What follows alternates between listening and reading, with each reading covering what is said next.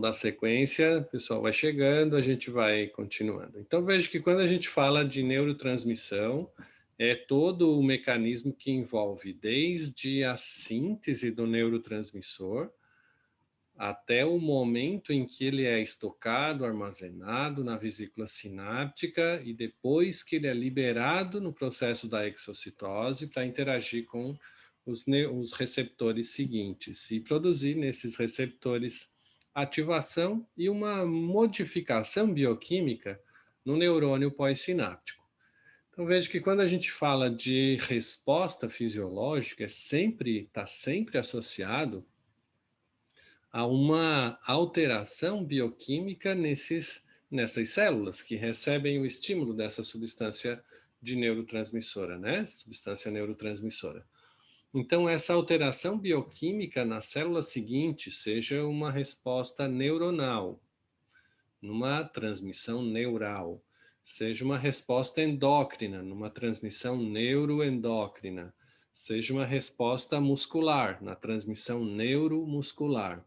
Qualquer uma dessas respostas produzidas sempre tem a ver com a alteração da bioquímica da célula que está recebendo a interação do neurotransmissor com o receptor. Então, isso que consiste a farmacodinâmica, que é o nosso tema da aula, né? Da nossa disciplina. Farmacodinâmica dos medicamentos de ação central. Então, para que a gente possa compreender os medicamentos de ação central, a gente precisa conhecer duas coisas só: o processo fisiológico da neurotransmissão e o mecanismo de ação desses medicamentos interferindo nesse processo da neurotransmissão. Vejam que todos os neurotransmissores dependem de aminoácidos. Aminoácidos que são constitutivos das proteínas.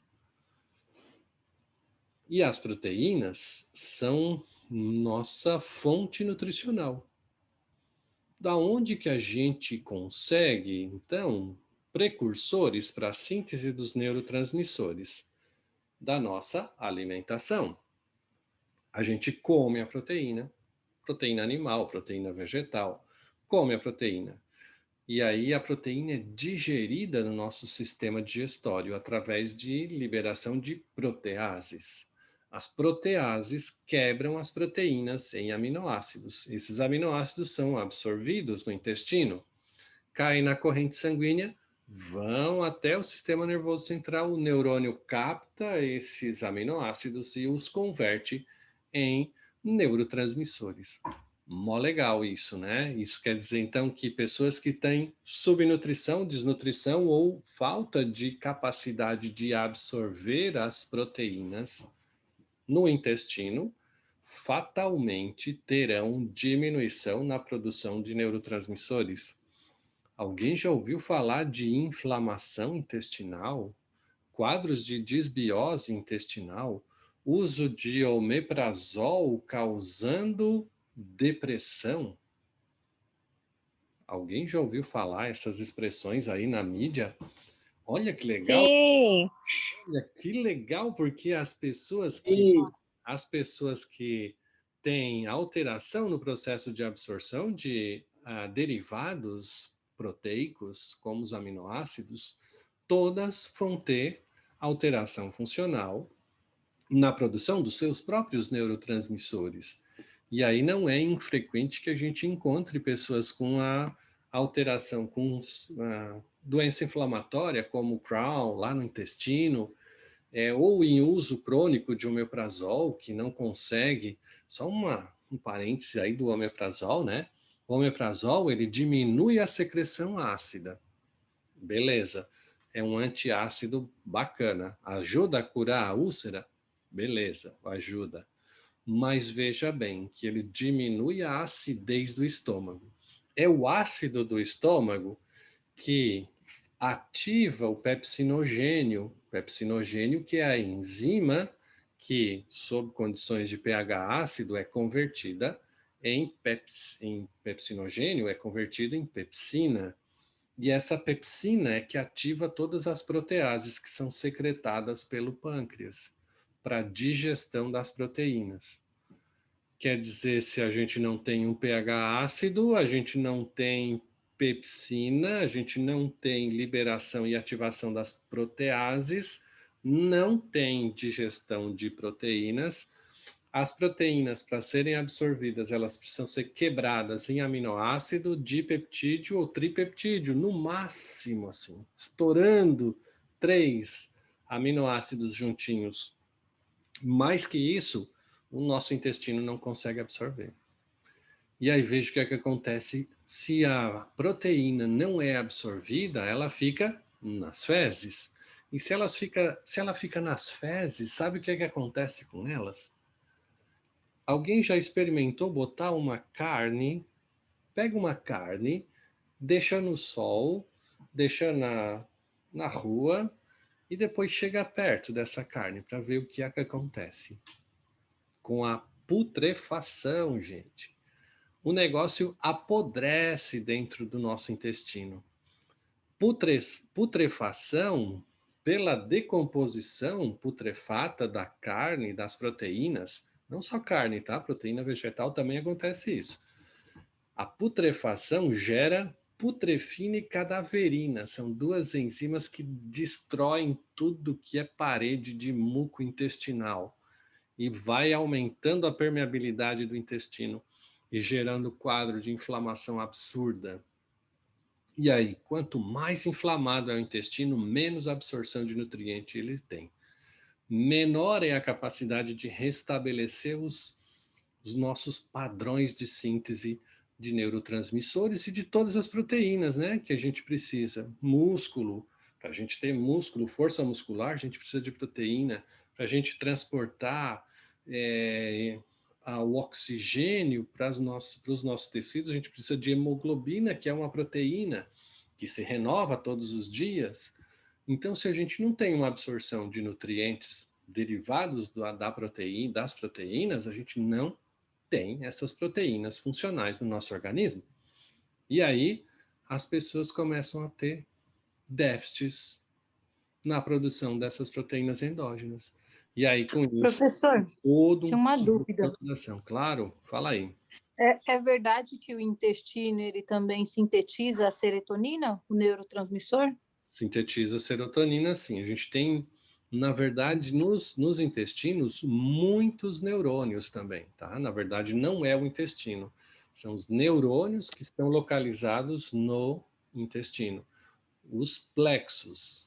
A gente tem plexo submucoso e plexo mioentérico. O plexo submucoso e mioentérico controlam funções diferentes, mas são conjuntos de neurônios.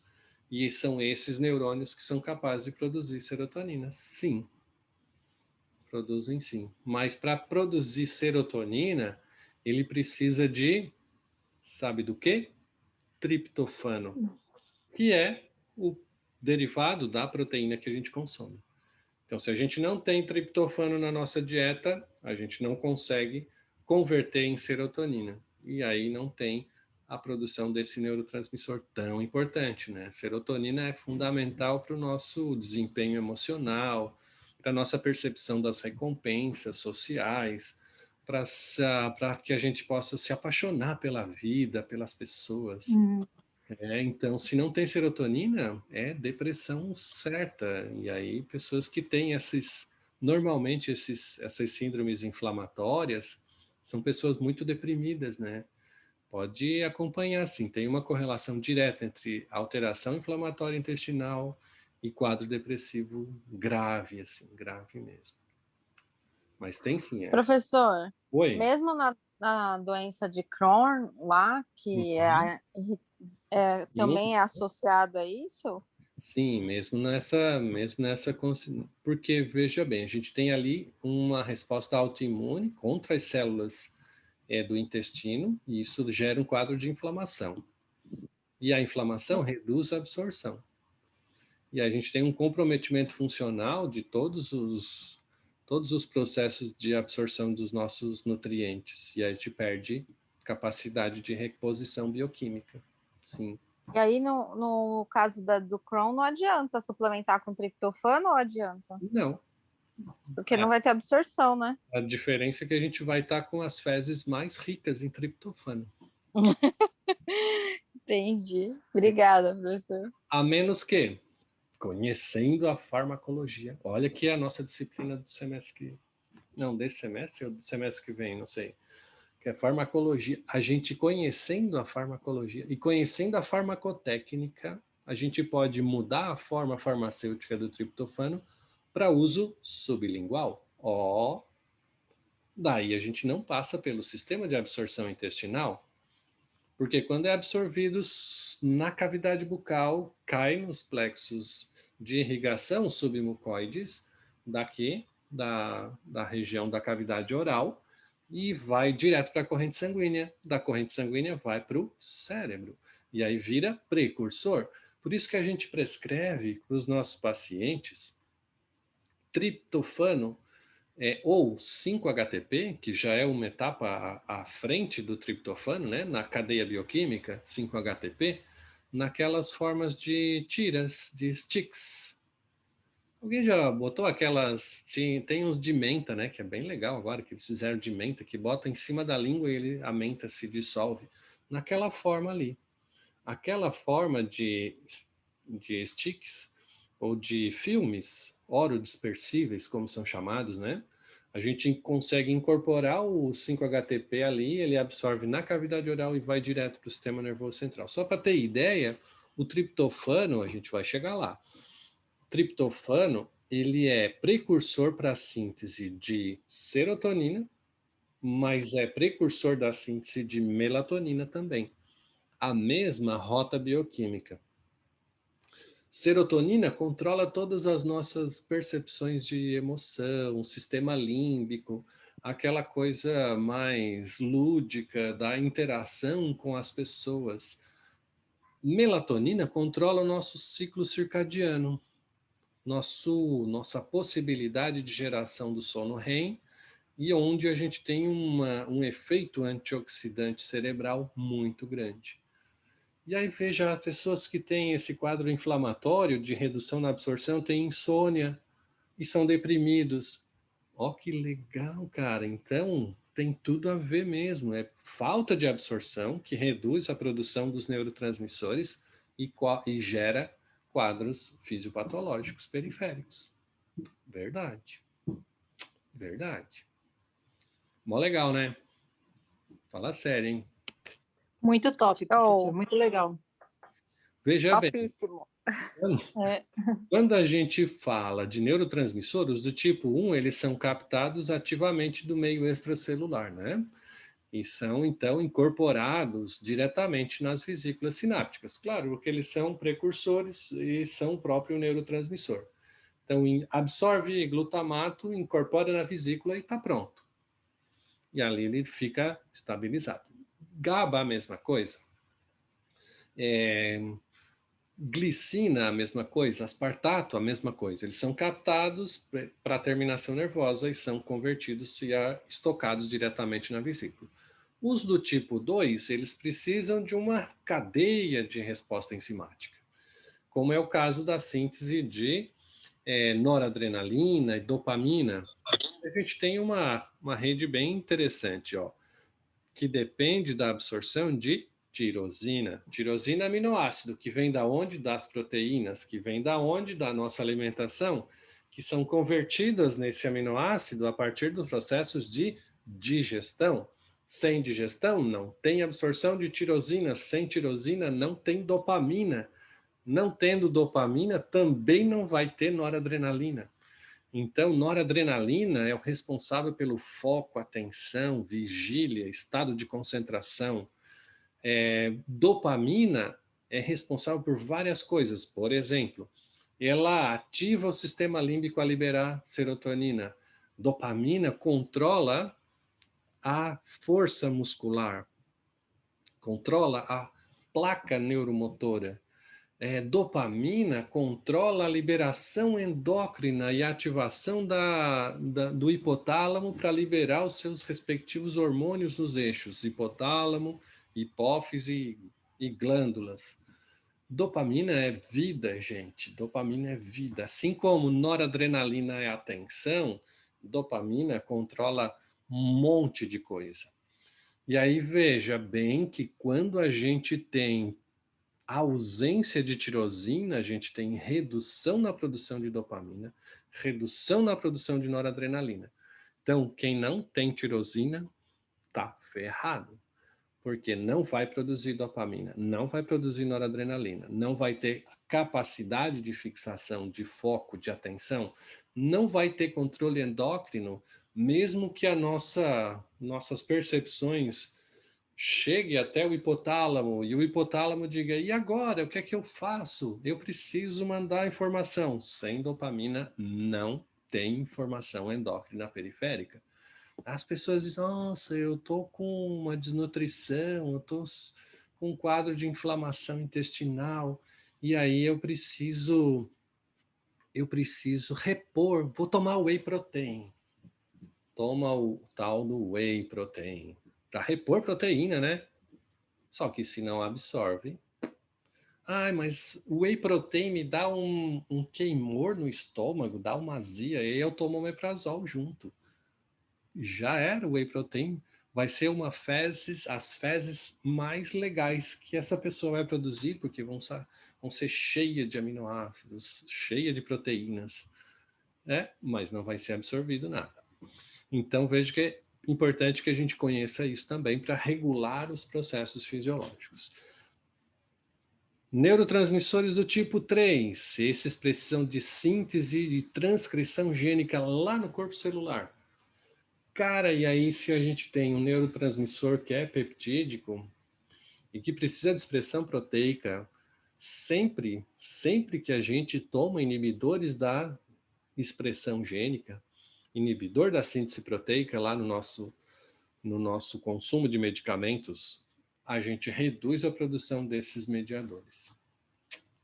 Só lamento. Por exemplo, quem toma glicocorticoide faz supressão da expressão gênica de neurotransmissores classe 3 peptídicos.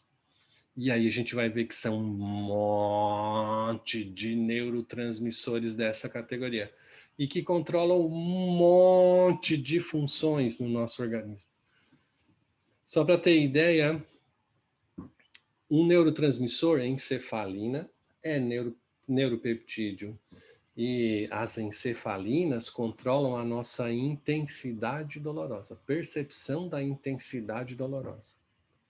E aí, se a gente toma, por exemplo, um glicocorticoide, um metotrexato para inibir, suprimir a expressão gênica, diminuir a produção de proteínas inflamatórias, mas a gente inibe também as não inflamatórias, como, por exemplo, a produção desses neurotransmissores peptídicos. E aí, não é infrequente que a gente encontre pacientes que são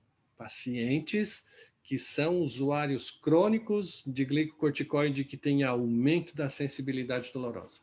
Fica com o corpo todo doído. Encosta, nossa, parece que está estralando, quebrando de tanta dor aumentada, sensibilidade dolorosa. Claro, diminuiu a produção de encefalinas, diminuiu a... Professor, Oi. nesse caso, entra como efeito colateral?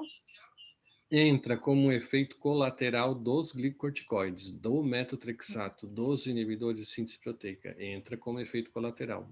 O fato é que eles produzem reação iatrogênica. O que é uma reação iatrogênica? É uma doença relacionada ao uso do medicamento.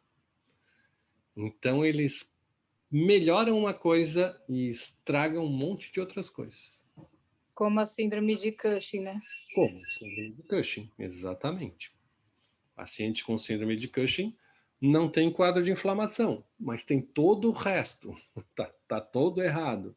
Tá com adelgamento da pele, tá com alteração vascular, tá com alteração de cicatrização, tá com osteoporose, tá com fragilidade capilar, tá com aumento e retenção de líquido no corpo. Só não tem inflamação. Mas o resto tem tudo, né? Então a qualidade de vida desse cara é muito ruim mesmo. Tchau.